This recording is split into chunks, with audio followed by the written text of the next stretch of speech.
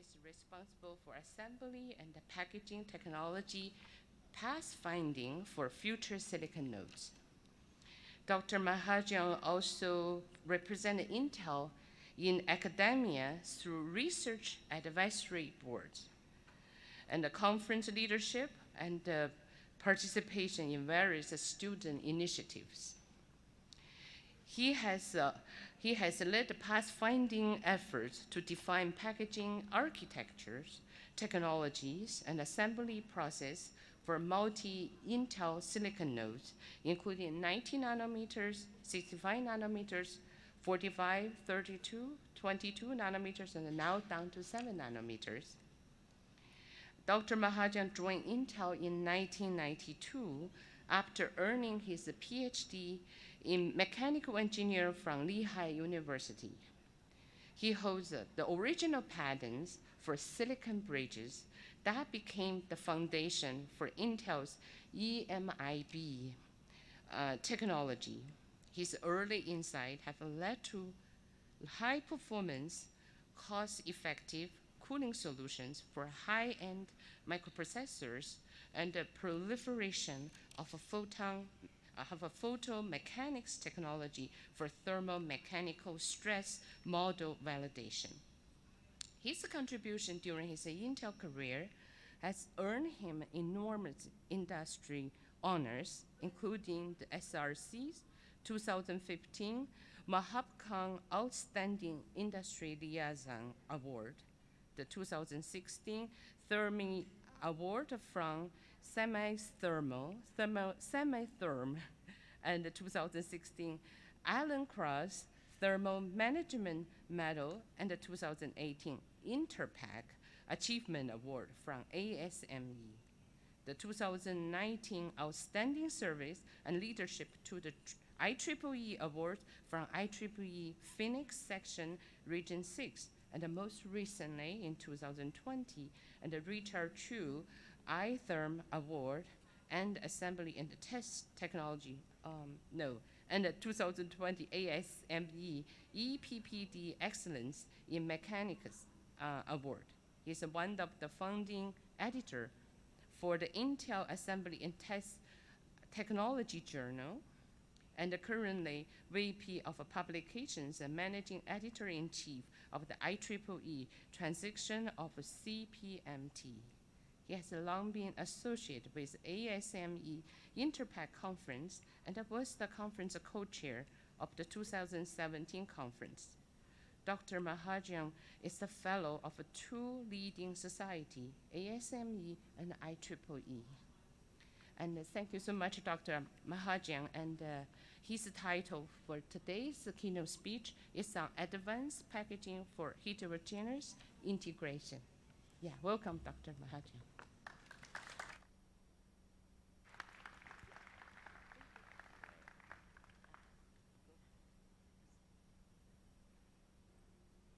All right. So my key messages, if nothing else, I'd love for you to take this away today.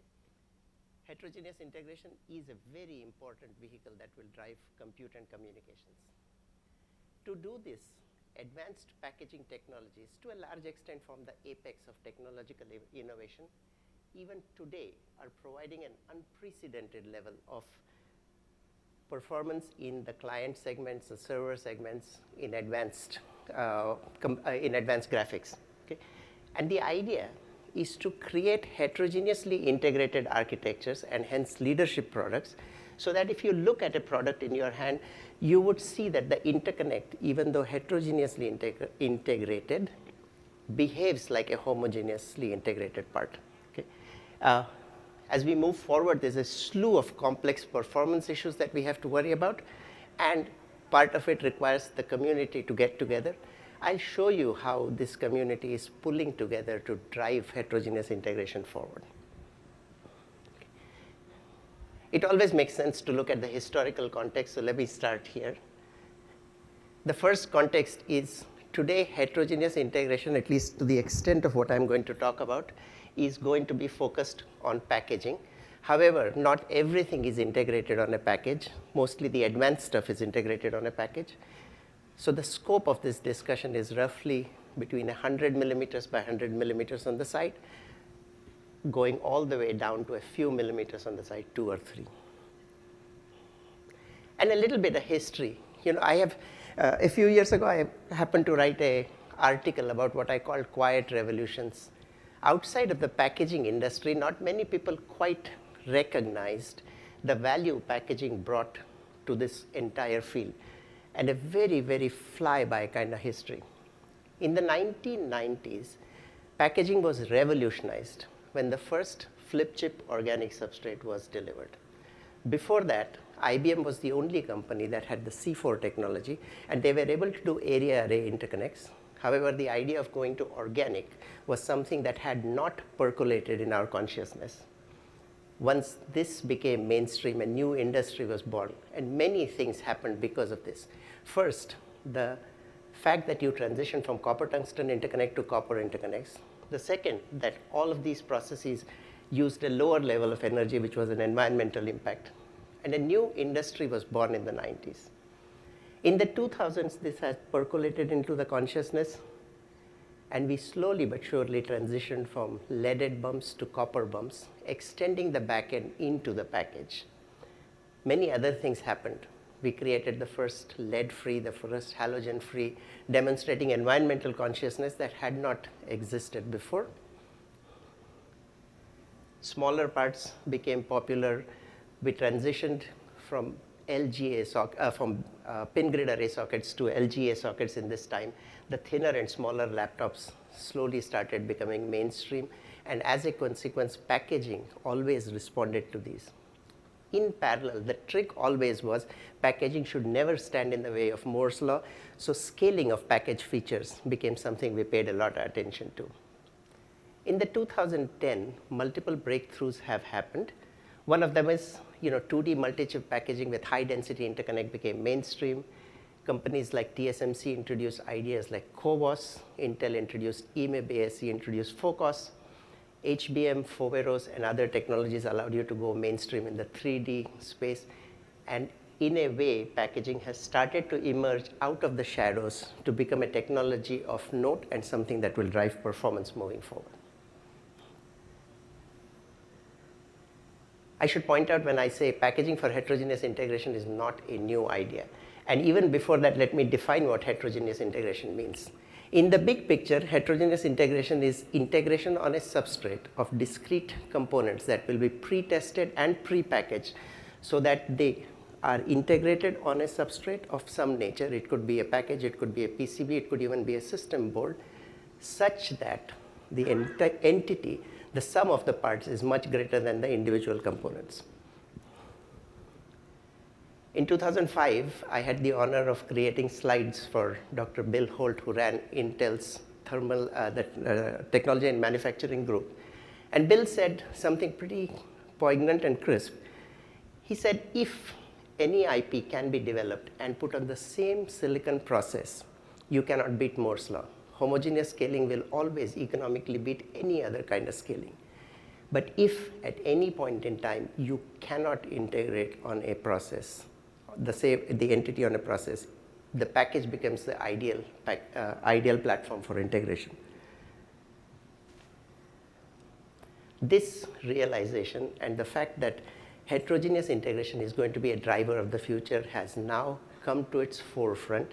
There is a very broad industry-wide roadmap that is driven by academia and industry. It is sponsored by 3 societies of IEEE, by the American Society of Mechanical Engineers, and by SEMI. So it covers both technology, electrical, mechanical, thermal materials.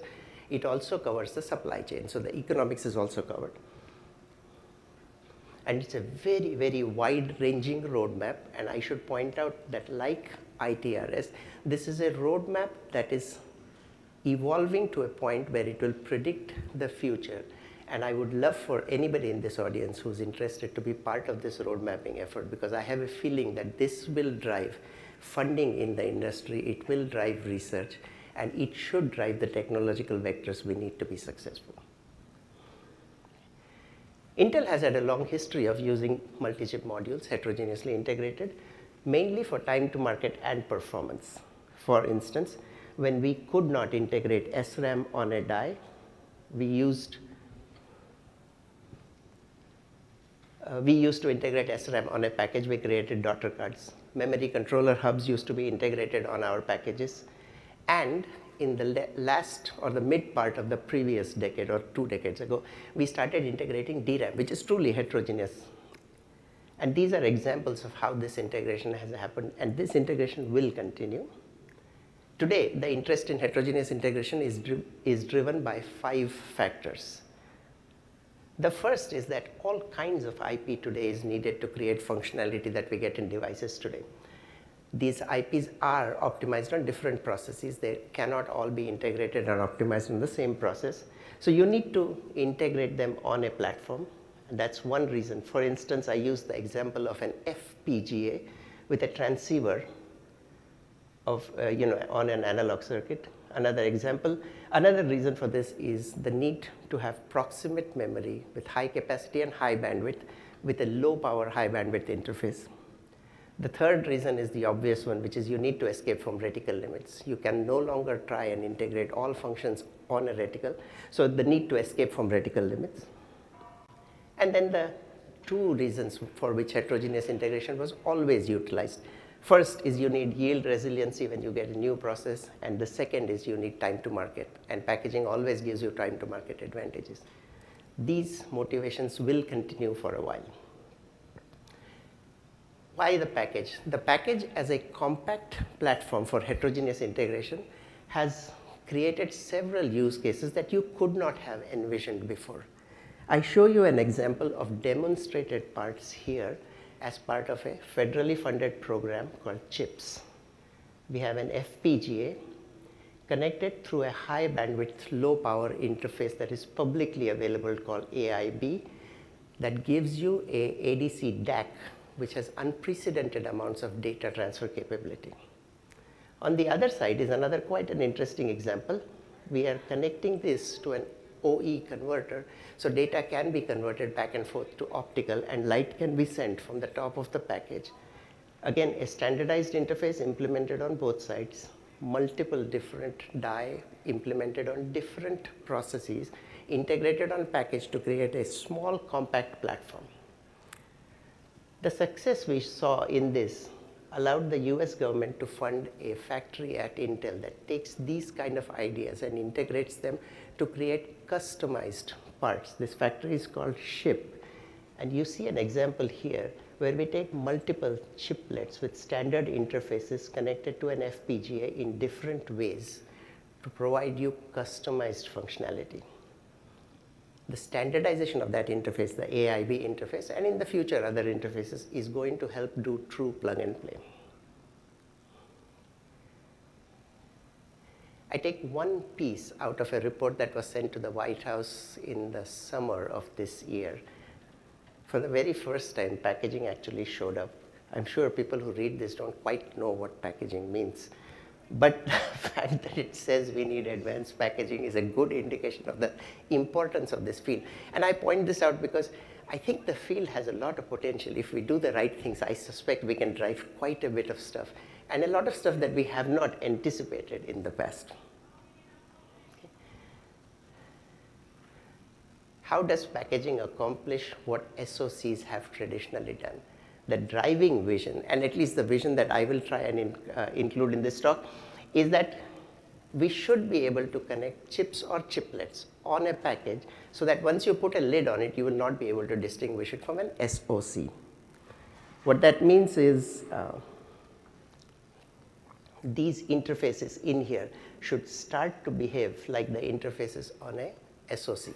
Now, in a traditional SoC, when you send a signal, you send it about roughly 600 microns-ish, and then you have to boost it up because the signal loses strength. In a traditional package with HBM, you send it over 6 millimeters, so 10 times more without boosting it, which means the IP interfaces have to be designed quite a bit differently for it to work in this configuration. And this is an example of a paper that was published at GOMAC a couple of years ago. It demonstrated that the latency seen in an IMIB class of interconnects is very close to an SoC interconnect. The bandwidth is fairly close, which means this is no longer just a vision, there is actually practical implementation that allows you to connect SIPs so that they start looking like SOCs. The trick here is to be able to create high density interconnect that allows you to do high bandwidth at low power to realize this vision. A brief description of some high level demarcations. If you connect in an XY plane, you call it a 2D interconnect. If you connect in a Z plane, you call it a 3D interconnect. Packaging engineers face a choice of being able to connect in two different ways. You could use a fast and narrow interconnect, or you could use a wide and slow interconnect. The fast and narrow is the serial interconnect, the wide and slow is a parallel bus. In 2018, Andreas Olofsson, a program manager in MTO, put together a table where he compared the two buses. And he pointed out that if we have parallel interfaces, we get better latency, we get much, much better power efficiency, though I should point out that power efficiency of these circuits has started to come, has improved quite a bit. However, the reason why packaging was not adopted is because the complexity of packaging was pretty high and hence the cost was high. So till high bandwidth or dense MCPs became mainstream, this always ended up being a niche solution. Packaging which allows you to do high bandwidth, low power parallel links is the one that drives the need for high density interconnects. A couple of very simplistic metrics. In a typical package, you take a die with bumps, sits on a package, connects to layers, to pads on the package, and then fans out, right? And these signals come out of the edge of the die. This is just a physical interconnect. In doing this, you have to ask the question, how do I measure density of the package? You can take two very simplistic physical metrics. You can count the number of wires, which non-packaging engineers for some reason called I/O. The number of wires that escape per unit length of the die per layer of the package, because package is multiple, so you normalize with both die edge as well as the number of layers. So that gives you an areal interconnect density. And then you can take that gives you a linear interconnect density, and you can take an areal interconnect density, which is the number of bumps per square millimeter. If I want to increase the density of wires that escape, I have to shrink the width of the wires, the gap between the wires, and in an ideal world, drop them on zero-sized pads. If I want to increase the number of connections I make per unit area of the die, I just have to shrink the pitch, and you get a square function increase. So taking these two rather simplistic metrics, let's look at what the world looks like. But before doing that, one problem that has always plagued packaging engineers is the fact that when you bring these wires together, there is a lot more interference, and we have to look at how we manage the wiring density, the length of the link, and the circuits that make sure that you get sufficient signal integrity. So to do this, we published a paper in 2019 at ECTC, which explained an envelope. In that envelope, we were talking about signals at roughly 2 to 3 gigabits per second when we looked at HBM. When we looked at other class of signals and brought the bumps closer, we looked at higher speeds. In general, there is a fairly good understanding that with the right design parameters, it is quite possible for us to hit fairly high bandwidths in this time frame. The state of the art of today's packaging, and this is a very Intel-centric view, not because I ignore the importance of the competition, but because this is what I know best. Lateral interconnects can be accomplished using EMIB. Vertical interconnects can be accomplished using Foveros, which is die stacking. The only difference between this and CoWoS is that this is active on active. And since you can expand laterally and you can expand vertically, why not pull the two together and combine the two technologies together? By doing this class of scaling, you can do physical scaling as well as performance scaling in all three directions. And they have opened up product opportunities that did not exist a decade ago. So let's look at the state of the art of these technologies today, and I'll show you what the future state of the art should look like. Same figure as before. I define a parameter called half-line pitch, which is half the diameter of the pad or the radius of the pad, the width of the space between wires, and half the wire. and then start mapping technologies as they exist as a function of this so-called half-line pitch. Traditional FCBGAs, the workhorse of the industry, more than 90+% of the volume that is driven in the industry today, tends to be somewhere in the 30 to 50 wires per millimeter per layer range. Fairly good, quite capable of delivering to flip chip technology that is traditionally used in today's segments. You take the same technologies but print wires tighter and better, and you start going into the high density organic space. You change the materials that you use to print to get better resolution, and you can start achieving 250 wires per millimeter per layer. The range is quite significant, mid-30s to 250. Now you start with silicon technologies and you use back-end printing. Because silicon does padless vias, you can very easily accomplish significantly higher densities. Just with a 2 micron wire and 2 micron space, you get 250. 1 micron line and 1 micron space, 500. Half a micron, which is very possible, you get 1,000. CoWoS has 0.4 microns, so you can get north of 1,000 per millimeter per layer. Okay. And these are fairly easy to do in the back-end technologies. Interconnect is now starting to blend into the back-end of silicon.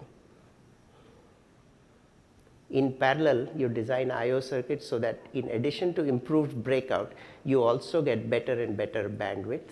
And this has been a focus of collaboration between the packaging folks and the I/O circuit designers. We can get significantly higher bandwidth. We started with 2 gigabits per second signaling speed with HBM. HBM2E hits 3, HBM3 is projected to hit north of 5, and I suspect that this trend is going to continue to get pushed higher. So we are no longer in the space of doing fast and narrow, we are doing wide and fast almost. Let me talk a little bit about some of the technologies. The first technology I'd describe is EMIB, Embedded Multi-Die Interconnect Bridge. The trick is pretty simple. If you have 2 die, take these 2 for instance. You create localized interconnects by creating fine pitch bumps only when you need them and coarse pitch everywhere else. Connect them locally by embedding thin pieces of silicon in the package. Okay. So you get localized links. You can get multiple bridges. If you look at this image, there's one bridge here, there's one here, there's one here. All kinds of oddball shapes are possible. You can get multiple sizes, and an advantage that hasn't truly, something that people haven't truly taken advantage of today. You could actually put different bridges in different locations and tailor performance of each interface without affecting the performance of any other interconnect. You can get design flexibility because of this. The cost of a bridge is intrinsically lower than the cost of a silicon interposer because there are no through silicon vias and the area is substantially lower. You can take die from different foundry. You can actually be agnostic to die from different foundry.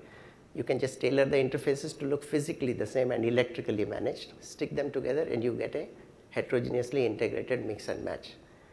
And reticle limits are very easily beaten, because one of these pictures has got 2 full reticle die and much more satellite die next to it. The link itself is quite capable. If you compare it to a traditional SerDes link, if you look at the EMIB link and the traditional SerDes link, you can easily double the bandwidth density. In fact, if you look at some of these numbers, we have higher bandwidth density than 2x. And you get at least 4 times improvement in power efficiency. And this is just the beginning in certain ways. The link that we do between 2 die using a technology called MDIO hits 0.5 picojoule per bit. TSMC has a technology called Lippincon, which also hits somewhere in those numbers.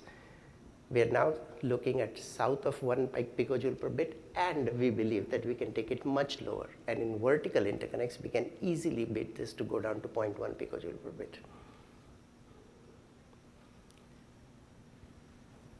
Considering vertical interconnects or the 3D MCP landscape, if I just look at the I/O per millimeter square and plot it as a function of bump pitch, you will see that with reducing bump pitch, you get way more I/O per millimeter square. The ultimate answer obviously is the interconnects that you get in a silicon layered stack. We believe that somewhere, and it's not very clear exactly where, but somewhere in the 20 to sort of 25 to 20 micron pitch, solder will start running out of steam. It won't come to an abrupt stop, but it will have a gradual run out of steam kind of problem. But hybrid interconnects, which have been demonstrated and announced, are quite capable of shrinking the pitch. We start at somewhere in the 9-10 micron, and we can pull them down to sub-micron levels, which means there is no real holdup in shrinking the pitch. Technically, the holdups could be economic, and it could be volume or capacity kind of holdups.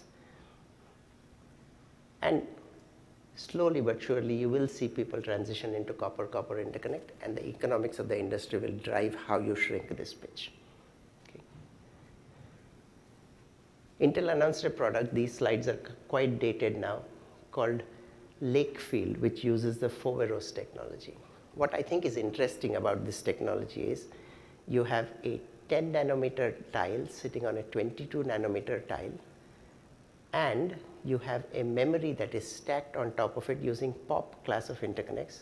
The whole thing is 12 millimeters on the side and less than a millimeter thick.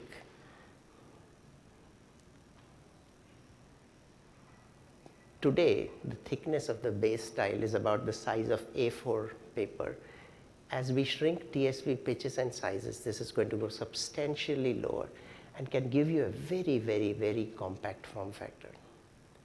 Initial offering was a single tile at 50 micron pitch.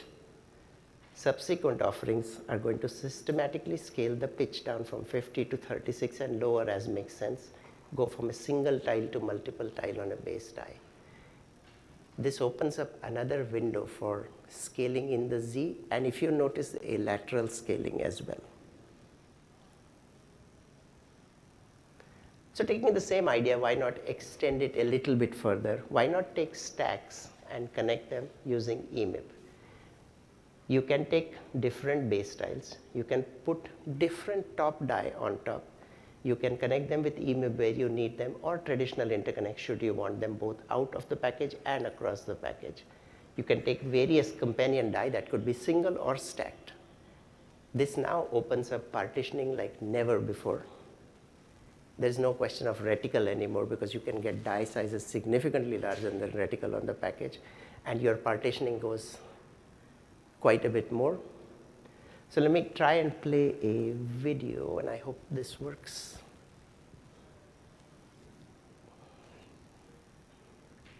I'll show you, this is a concept, but I'll show you the reality as well. You take a wafer, bump it. This is unrevealed TSV. Attach on the top.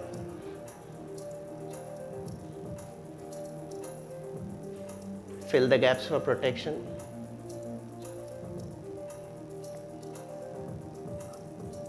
Mold for stability.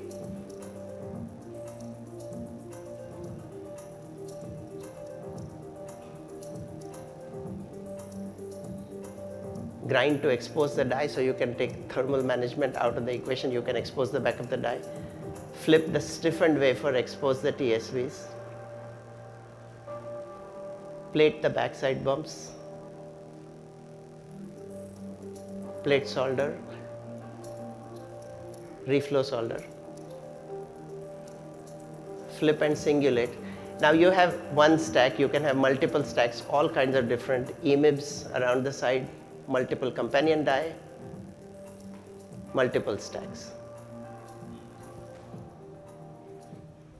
The point of this schematic is not to show you a cartoon rendition of what can be done. This is actually realized in real life. We announced a product called Ponte Vecchio, which for people who work in this field is probably, and as some of you or all of you probably realize, it is a technological marvel, and it's not just Intel, there are other guys. I just show you what I think is a technological marvel. You have a package, you have multiple EMIB tiles embedded in this package. You create different functionalities, for instance, an external connecting link, a memory tile, a base die with most all kinds of I/O, 5 process nodes, 47 active tiles, more than 100 billion transistors. This is reality and shipping today, and I am sure my competitors would offer you examples of similarly complex parts The point is that about 5 or 6 years ago, nobody could have imagined that a concept like this could even make it outside. And this is what is composed in there. The tile to base die pitch is 36 microns, 16 active die on top, max active die size of 41 millimeter squares. The base die is 650 millimeter square. 2 of them can be made 4. EMIB currently at a pitch of 55 microns. Core pitch at 100 microns, which means you can do power delivery using fat bumps, you can do I/O using fine bumps. 8 HBM stacks, a package which is substantially less than 100 millimeter on the side, 11 EMIBs. Okay. And you can do cooling of these for different stack heights. So deep heterogeneous integration is reality, and this, in my mind, to a certain extent, is just the beginning. So looking forward, what does packaging look like in the future? I did a projection looking at what will drive the evolution of packaging. Many things will drive the evolution of packaging, but let me start with one thing. This is from the Ethernet Alliance. It roughly says that the off-package speed of SerDes class of interconnects doubles every 2 years at the very high end. Okay. So take that number with a grain of salt. It could be 2 to 3 years, but the fact is that the signaling speed off-package will double. There is a community of power-hungry users out there which drives the demand for bandwidth. Okay. They drive the demand for compute as well, but the packaging folks care about bandwidth. This is just one example of different kind of codes that are describing what they call the roofline of bandwidth demand. This demand is expected to continue to grow. In my mind, this is the interesting graph. It is a plot of bytes per flop, and I have deliberately obscured the y-axis because that y-axis is what everybody competes on. But just look at the trend here. In 2009, there was a certain level of bytes per flop. Even though bandwidth has improved, the flops have gone much faster, so the ratio has dropped. And this ratio continued to drop till about 2018, at which point HBM was integrated on package, and now you start to see that the memory is starting to feed the beast slightly better, and you have an improvement in performance. The goal of most packaging engineers should be to take this trend curve and tilt it or move it so that you start hitting these levels. And if I was to look in absolute terms, all these points have to be raised up. The point of all of this is that even though we have tremendous capability today on interconnects, we have to have much, much more moving forward if packaging has to move forward. And this is the motivation in my mind to continue scaling packaging interconnects. And I don't mean scaling in a physical sense only, but I mean scaling in all contexts, I/O speeds, power, etc., etc. Okay. So how do you accomplish this? And what is the roadmap? Each company has their own roadmap, but if we wanted to create a roadmap that the industry can converge on, we created one using the IEEE roadmap effort that I spoke about, the IEEE ASME and SEMI effort actually. What we did was we said, let's start at a point we know and call it Gen 1. Gen 1 is capable of 125 gigabytes per second per millimeter of raw bandwidth in a horizontal interconnect. Okay. Accomplished using a 55 micron pitch that allows you to hit 500 I/O per millimeter, not per layer, but total of 500 I/O per millimeter, and at a bump pitch of 55, 331 bumps per millimeter square. Let's set ourselves a challenge of doubling this every X number of years, and we call X as the generation. It is fairly easy for us to compute that doubling without too much difficulty. Okay. This doubling can be easily accomplished. I should point out that this is a non-unique way of doing things. I have transitioned, as I said, from solder somewhere here to hybrid bond class of interconnects. The point is, it's very easy to generate 5 generations worth of interconnect scaling to get bandwidth doubling gen over gen. I should also point out that this is a non-unique way of doing things. You can pick different choices for your wiring, your signaling speeds, etc., and you can accomplish this. And if I do three-dimensional area array interconnects, start at a point we all know, 40 micron pitch, which was used for wide IO2 and HBM. First generation, 125 gigabytes per second per millimeter.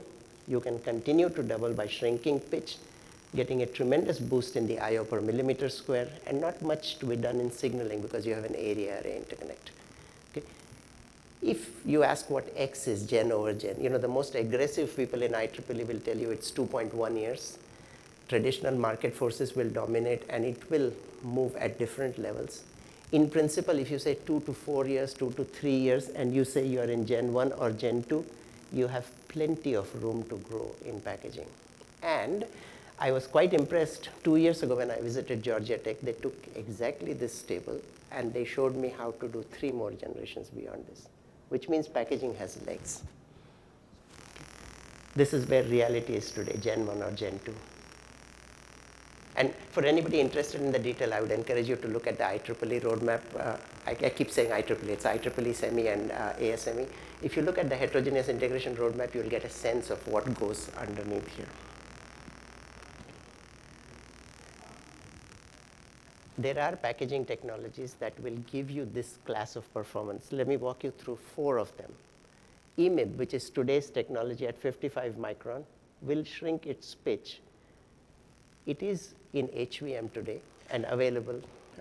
So it's mainstream. There is an equivalent technology with silicon interposer as well. Foveros is also mainstream. Active on active, face-to-face, 50 to 36 microns, and can scale lower. It allows you to use wafer-level packaging capability. We have another technology that we announced a few months ago called Foveros Omni. Unlike this, where the top tile is smaller than the base tile, here you can allow overhang. So you can get fine pitch interconnect here and coarse pitch, quote unquote, fat interconnects or a potentially thin interconnects.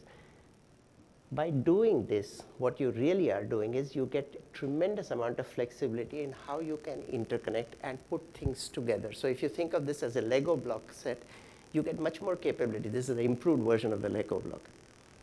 And a parallel enabling technology where bump pitches drop below 10 microns. You use direct copper to copper interconnect, which allows you to do low resistance interconnects.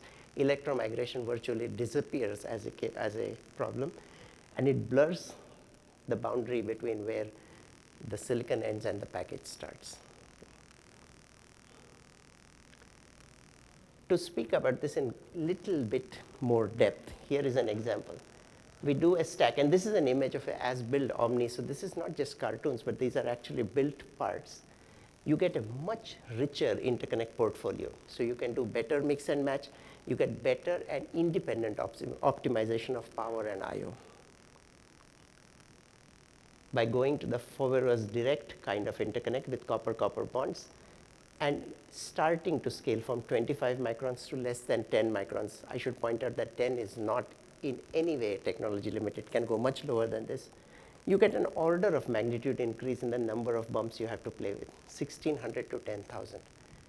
Again, the whole point is that interconnect scaling allows you to blend the back end of silicon to the front end of packaging, if you will, or packaging as a whole, allows you the ability to mix and match in a manner that has not been done before. And this technology has legs. Okay. So this is the place where I should point out that I am no expert and you guys are all the experts. I just put together a list of what I believe we should work on. Okay. To drive packaging forward and to improve the package as a platform for heterogeneous integration, there are many, many things that we need to focus on.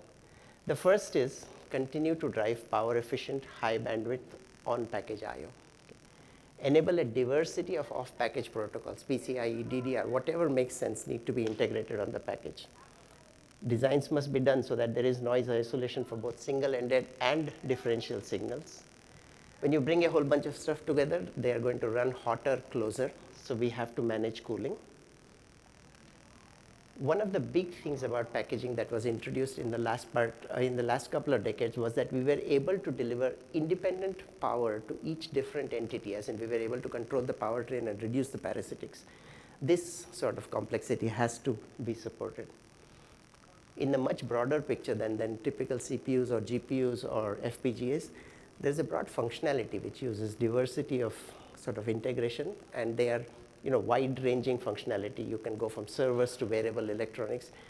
These have to be built correctly. They will have a spectrum of reliability requirements that have to be met. And the last, but probably the most important in all of this, the power of packaging is that you can integrate fast, you can hit time to market. To be able to do this, equipment and all associated infrastructure that drives packaging progress has to be brought together. So high precision, high yield manufacturing is something that we have to pay attention to, and it has to be quick turn. And this, in my mind, will be the differentiator. If you look at all our supply chain issues, if you look at all our equipment questions that come up today, all of them have to be managed very intelligently. So packaging has tremendous breadth. And for now, I'll pick up just a couple of areas for discussion moving forward. This is one slide that takes the same structure I showed you before and talks about the different aspects that matter. First is size. Size is inversely proportional to yield. So we will have to focus on how to make sure that the yield improves and is slowly but surely mitigated out of increases in form factor. The other is materials. You notice that already we have a very complex composite. We have to improve manufacturability, make sure that the underfill flows better, that the molds flow better, that these are designed so that warpage doesn't become a problem. Yield of the interconnect. Now we are talking about die to die, die to wafer, die to substrate, which will have to be managed both by modeling and experiment. Improved alignment, coplanarity, etc. will all have to be paid attention to.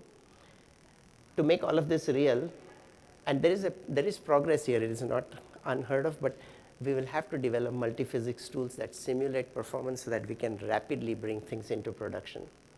Reliability has to be managed by understanding the interactions of materials in addition to the intrinsic capability of materials.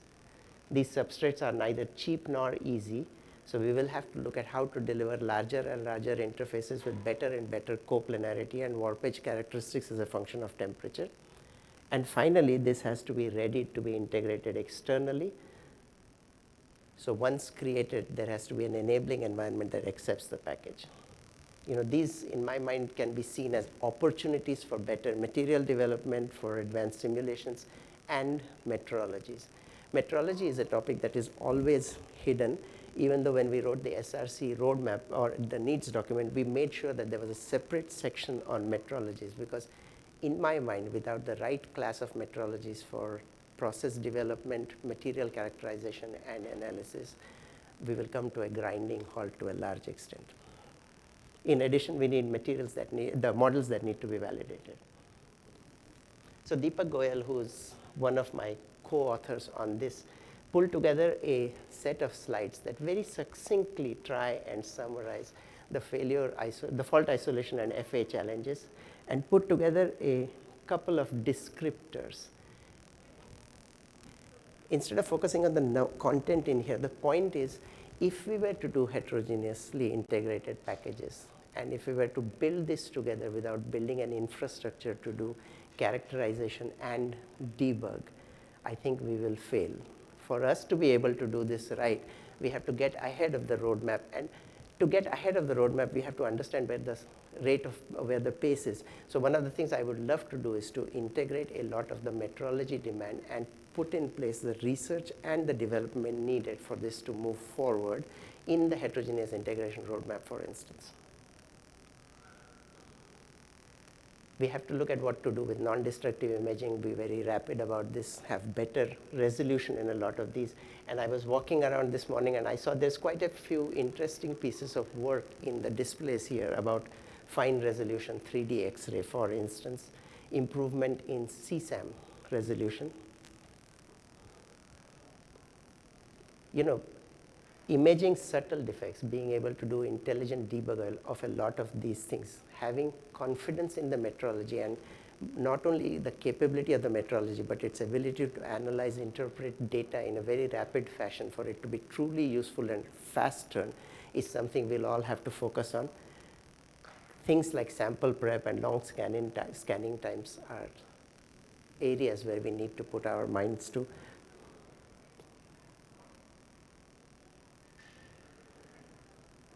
And the last thought I would put in mind is, we have a group of people who does dimensional metrology that measures things. It took us quite a few years from concept to true production implemented in our labs.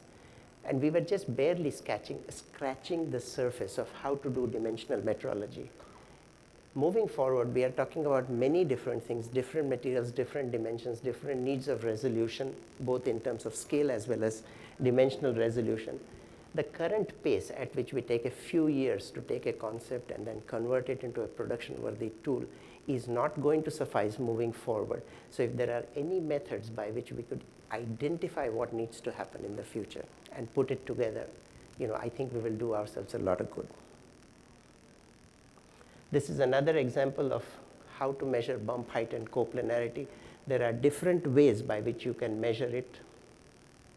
We started out by using projection moire, and then we've started to move on to using holography or chromatic confocal line sensors. Current methods today are approaching the limits of their accuracy, precision, and the speed at which, feature scaling is moving. Some of these metrologies are going to be pretty inadequate, and we're just going to do a very slap-happy kind of job. There has to be a focus on metrology development. Hopefully, in this 50 minutes, I have convinced you that heterogeneous integration is truly the vehicle for continued advances in microelectronics. Advanced packaging technologies, which are quite exciting, form the apex of these, and they today provide unprecedented performance, but this is just the beginning. Our future products will have much more heterogeneous integration, and they're going to drive a lot of performance and manufacturing demands. Okay. As a community, we must collaboratively figure out how to extend these technology envelopes. And one suggestion is that we must engage in industry-wide efforts, for instance, the heterogeneous roadmap I talked about, and through this and through other forums, make sure that FI, FA, and metrology developments keep pace with the technology roadmap. Today, packaging and silicon backend are more or less indistinguishable. Technologies that use all of what we did in silicon to get better FI have to be ported into, made efficient and relevant to packaging infrastructures. With that thought, I'd conclude my talk, and I'll open it up for questions.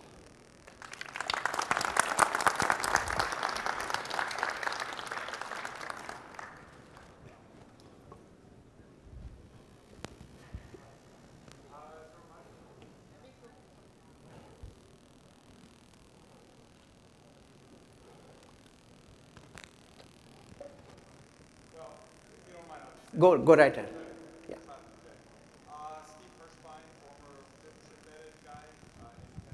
Hello? Steve?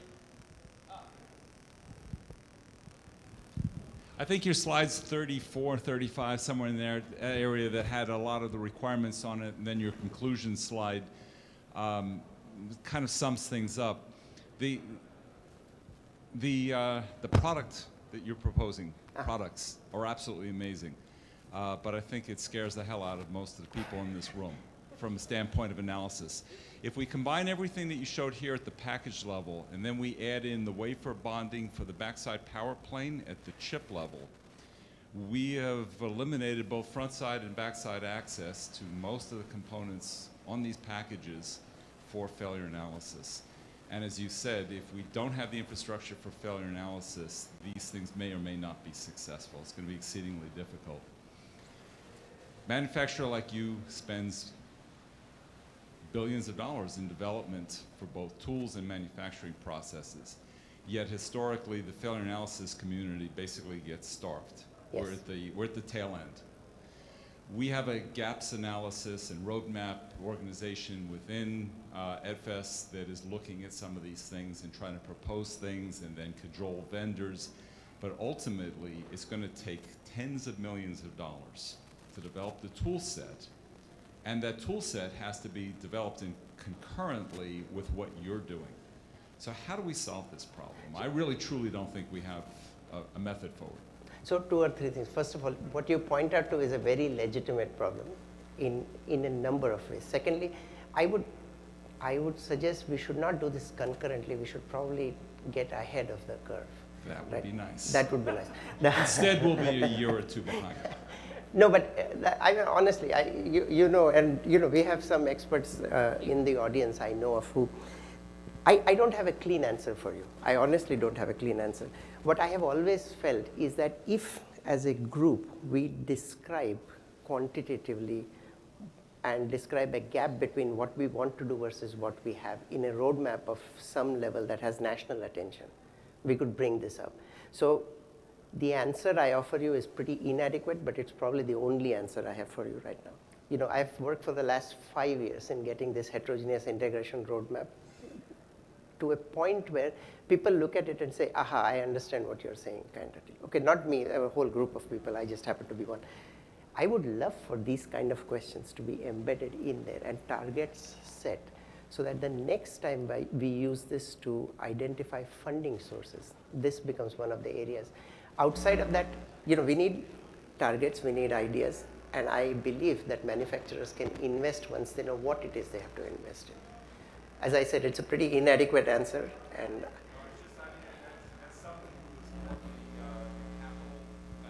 yeah, it's tough. Absolutely. Says, you know, I gave you, you know, $2 million for SEM, a FIB, or whatever 3 years ago. You know, what are you doing with the money? My answer always is you spent $100 million in the fab to move from, you know, 32 to 22, or $500 million in the fab. Where's my piece? I'm with you, by the way. You know, 2 years ago, I gave a keynote at a lithography conference, and I showed my 2 micron, 1 micron life, and they all laughed at me. They said, you guys are cheap. We do this problem for, you know, like for breakfast kind of deal. So it's a perspective question more than anything else. I do believe funding could and should be shifted more towards the back end for this to happen, right? So, Any other questions?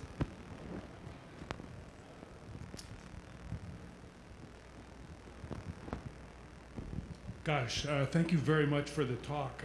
Brian Tracy from Tesla. Please forgive me, I'm just a lowly materials person. I didn't have a clear idea what product you're envisioning this for. Is this for a laptop computer, for a server? What kind of a beast is this? And then that's my first question. My second question is, like, when you talk to Kevin Johnson at Intel Oregon, and you ask him, like, what's your hardest thing, Kevin, to do? What does he say? I haven't talked to Kevin Johnson.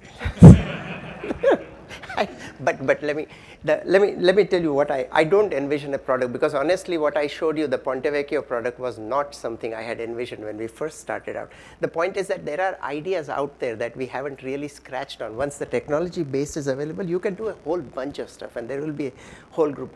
What I do envision though is, and I didn't talk about a whole lot of these things, I do envision us bringing together a bunch of truly pre-tested components that you can do plug and play, and then let the end person come up with a configuration. This may not be an Intel product, by the way. This could be a product that somebody does for some other reason.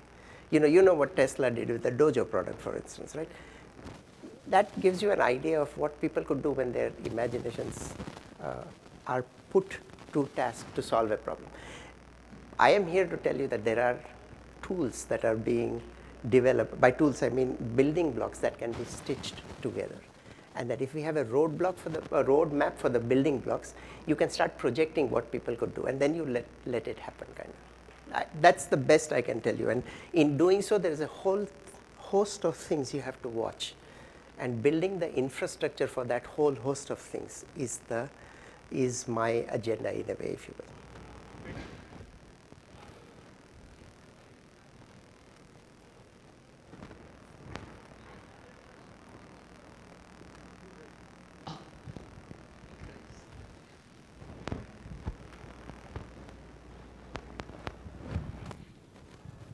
Great talk. Michael Centennial with Prime Nano. One of the topics I didn't see mentioned here is the known good die, which scares us, FA community yes. here. Yeah. And especially for wafer scale, wafer level packaging, how do you fully test the individual die? Okay. Before that, let me make I should have said it. You introduced yourself as a lowly materials guy. I honestly think you're not doing yourself justice. There is no such thing as a lowly materials guy. In fact, materials guys are probably the most important about this whole business. And if I don't say that, I'd be amiss, okay? Remiss, sorry. Okay, now the question about known good die. Okay. I don't think there is such a thing as truly known good die, but there is as known as you can get kind of die, okay? I mean, you know as well as I do, there is no such thing as truly known good die. But what you have to do is just minimize the amount of uncertainty that you build into your system. For instance, when Intel did singulated die attach, right? When we put a bunch of die on a wafer, what we did was we started studying each individual die, and we didn't just sort it on a wafer level. We actually took each of those dies and tested it by testing its functionality. So we improved our confidence in the quality of that die. On a wafer level, I'd admit that it's a much more difficult problem to deal with. And the quality of probing is quality, pitch, pace, and design of probing has to be all done together. Maybe there are ways we could do self-test of some nature where we cannot, I don't think there is a singular answer to the question you ask. It's a very important question, but I don't think there's a singular answer. And I'd hate to say there is a singular answer. But we just have to eat away at this problem at different levels. And that's the only way we can get ahead. So it's an inadequate answer, but it's the only answer I have. Any other questions? Oh. Hi, good morning. My name is Leslie Andrinal from Qualcomm. Sorry for my voice. I had too much fun last night. So, but you're better off than I am. Yeah, I had fun with laughing at the writing bowl. Anyway, so I wanted to ask about the die-to-package interactions, because I think that will be quite an important aspect as you integrate more and more of them. And second question is, can you comment more on the reliability aspect of integrating so many dies together in one whole heterogeneous package? Yeah, let me talk about the CPI first, or the die-to-package interactions. This problem has been around for a while, especially when we were very worried about low-K ILD coming into the forefront in the early part of 2 decades ago. So we had developed a whole host of models, and we had created test chips that allowed us to qualitatively and eventually quantitatively validate our models. What I mean by that is, we would design it so that the amount of stress you put on the back end was low. And then you would design test chips where you could understand the statistical nature of that failure as a function of location, batch-to-batch variation, and material variation. And you didn't address the problem in one go, you addressed it in these 2 or 3 flavors, and you worked the problem out of the system. In principle, taking very stiff copper and using it to put stress through a bending moment onto the back of silicon is not a great idea. But if you reduce the level of stress you put in by softening the material underneath it, you can modulate the stress, and that way you can solve the problem. So that worked when we did die package, and you have to feel good about this, because the expansion mismatch between the top and the bottom is significant, right? When you do die to wafer, you have at least that consolation that the CTE mismatch is not that high. Now, to address the other question you asked, which is how do you study the reliability of composite structures? That's a much more complex thing. You can do it in 2 ways. First, by modeling, you can narrow down your choices to make the best possible choices with the least likelihood of failure. Then build test chips and integrate it. And quite a few things will be found only after you integrate and test. There is probably no way to fully predict it in the beginning. But when I had given a talk at an EDA vendor conference, I suggested that the multiphysics must be included in the model. For that, material characterization and metrology must be included. You design it, test it, and narrow down your area. That's probably the only way you can do it, because sometimes you cannot forecast interface stresses, you cannot forecast the weakest interface, you cannot characterize it a priori. So build, check, fix. And by doing intelligent narrowing, you can reduce the time duration of doing this.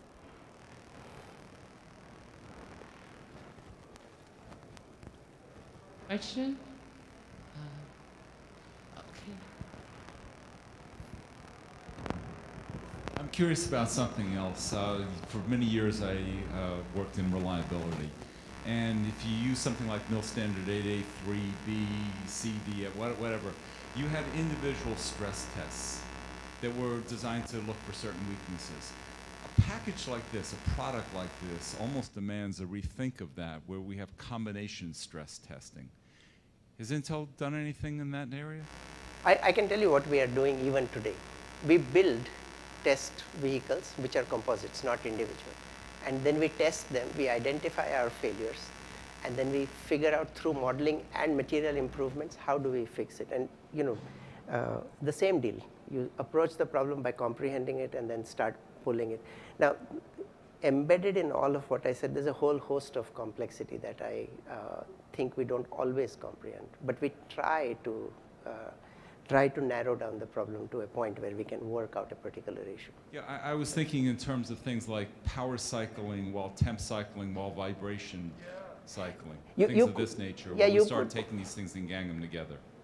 You could, but if you don't quite know what you're getting into, it might become kind of difficult, right? I mean, the correlation between combinational modes versus individual failure stresses is not an easy line to draw.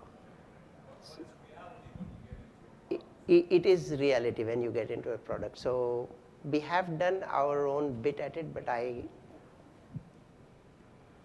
it as a problem scares me, technically. So I think there's a lot more work that has to be done.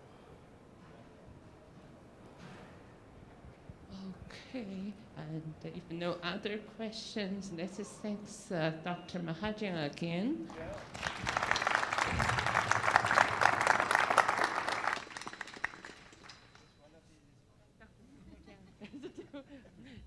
I can give you. Thank you so much. Thank you. For the excellent talk. Yeah. Okay. Yeah, thank you everyone for coming. I guess from this talk, you know, we've at least mentally prepared ourselves what is coming in the coming years. Okay, enjoy the rest conference. Thank you so much for coming.